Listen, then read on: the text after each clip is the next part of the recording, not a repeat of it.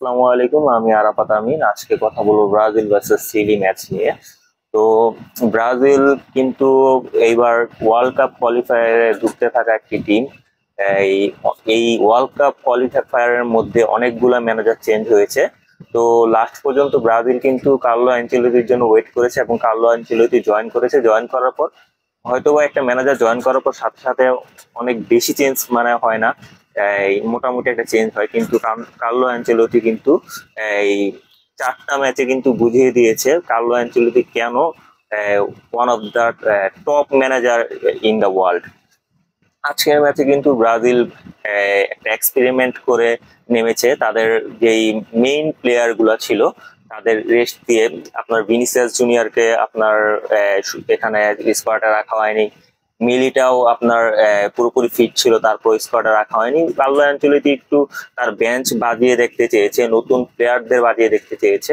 তো আজকে যখন আমরা ম্যাচটা দেখলাম, স্টার্টে কিন্তু ব্রাজিল সেই আগের যে ছন্দ ছিল, একটা হলো ব্রাজিল কিন্তু আগে থেকে ব্রাজিলের উইঙ্গার এবং ব্রাজিলের রাইট ব্যাক লেফট ব্যাক এইসব দিক দিয়ে এইসব প্লেয়ার কিন্তু অনেক অনেক স্পিডি হয়।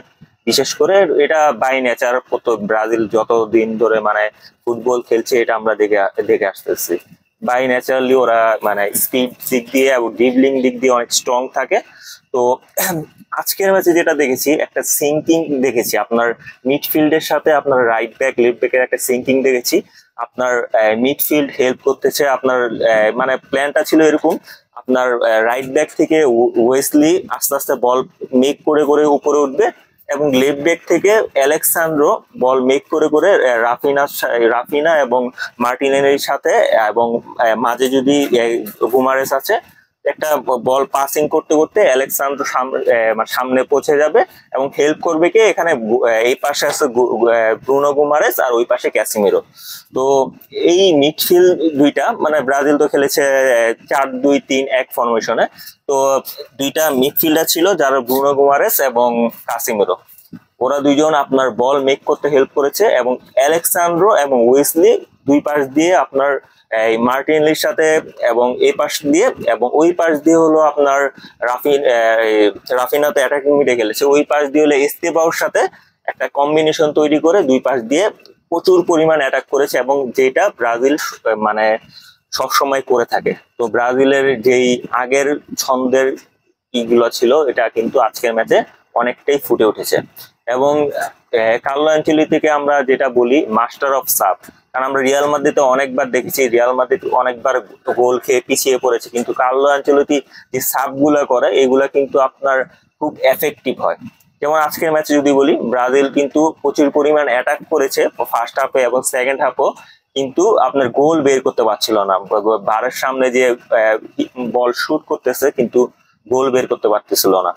তো এমন সময় যখন ব্রাজিল মানে প্রচুর পরিমাণ অ্যাটাকে যাচ্ছে, বারবার শট করছে, গোল হচ্ছে না, 70 মিনিটে যে ব্রাজিল একটু কিছুটা বল থেকে পিছিয়ে গিয়েছে, চিলি আবার ম্যাচে মোটামুটি ফিরে এসেছে। চিলি আপনার এর মাঝে 70 মিনিটের পরে কিছু অ্যাটাক করেছে এবং বল পায়ে রেখেছে অনেকক্ষণ।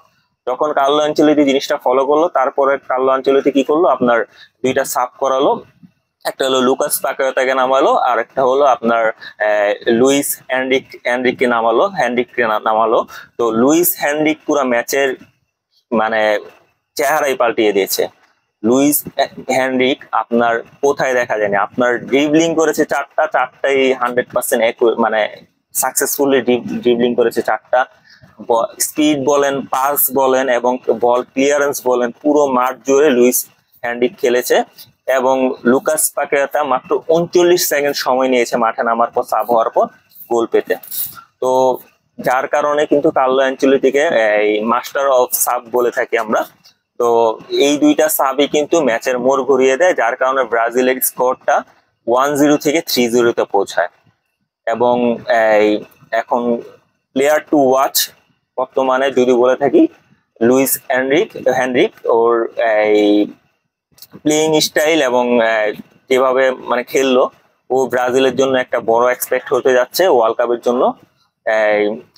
এই তো মোটামুটি ম্যাচের বিবরণ ছিল। সবাই ভালো থাকবেন, সুস্থ থাকবেন। আসসালামু আলাইকুম।